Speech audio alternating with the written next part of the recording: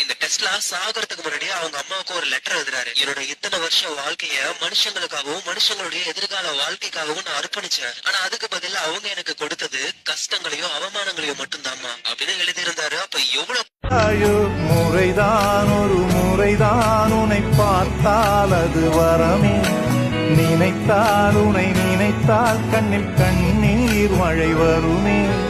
யாரோ யாரோ நீ யாரோ, இன்பம் தந்த கண்ணீரோ.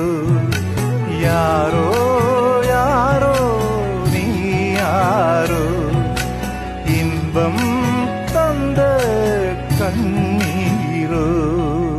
யார் பெற்ற மகனோ நீ, யார் பெற்ற மகனோ, இந்த ஊர் கும்பிடும் குலசாமி இவன்.